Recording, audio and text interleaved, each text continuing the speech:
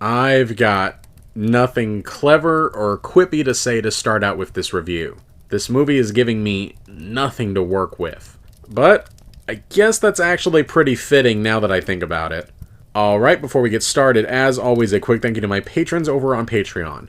If you enjoy the content I make and would like to offer your support, then for as little as $1 a month, you can get your name listed right here at the start of every video. Link to that is in the description below.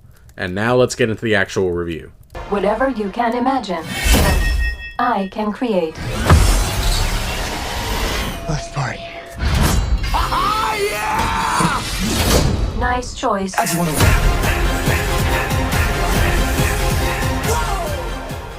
Blue Beetle is the newest entry in the DCEU and tells the story of Jaime Reyes, a young adult who is granted superpowers when some piece of alien technology latches itself onto him, and there are others who will stop at nothing to get it back.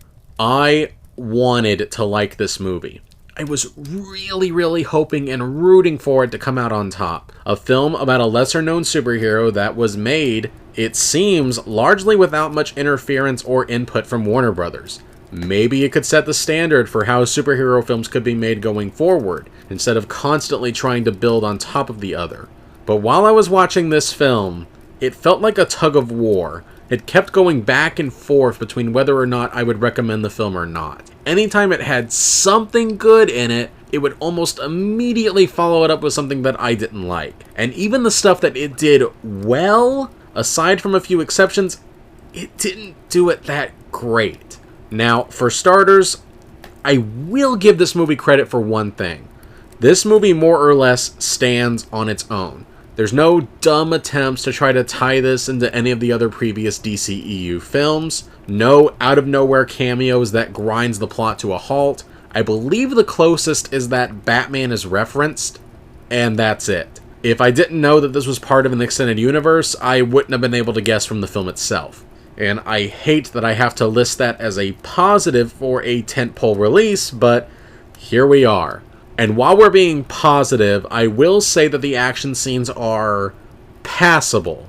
I can't think of any moments where I was like, oh yeah, that's amazing, but I also can't think of any moments where I was like, man, that was awful. It more or less does the job that it should with the action. The effects are passable enough without blowing you away, and at least it doesn't look hilariously awful like in The Flash. And the cast is, largely, again, passable. Zolo Maraduena is fine, but he doesn't really stand out. But it doesn't help that the character isn't incredibly well defined. Most of the family is okay. They're performed well enough, but again, they don't have a ton of stage presence. Except for the sister character, who was very hit or miss with her jokes, and the uncle character played by George Lopez, who was also very hit or miss with his jokes.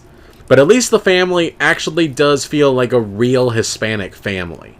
You do actually get the sense that these are family members, so there is that. The villains aren't really that interesting.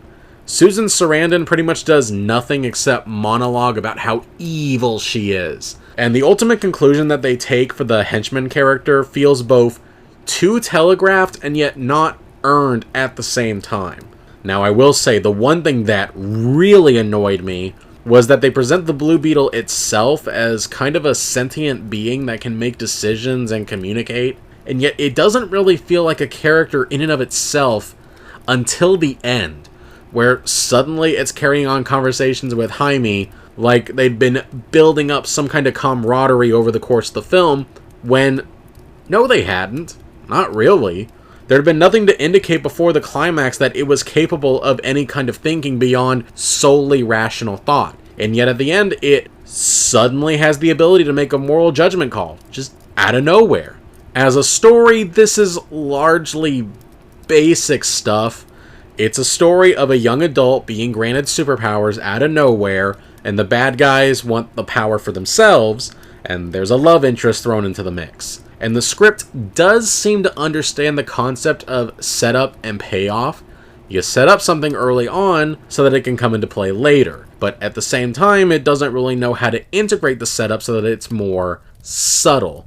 There's really only one moment in this film that really stood out as being exceptionally well done, and it's the emotional climax of the movie. The actors involved in the scene do a good job at selling the moment, and give it credit, they do commit to it. They don't chicken out at the last second. So yeah, that was great. But in looking for anything else genuinely outstanding about this film, I'm at a loss for words. And like I said, it's not that the film has a ton of really egregious mistakes. I don't know, maybe you can make an argument that there's a scene where a character winds up sacrificing themselves that doesn't feel like they had to sacrifice themselves, logically speaking at least. And like I said before, the villains are just kind of weak in general. But the film doesn't really do anything to stand out. Maybe it could be I'm just so burned out on superhero films. My initial thought coming out of the theater was, if this film had come out like 10 years ago, I'd probably like it a little bit more. And I stand by that assessment.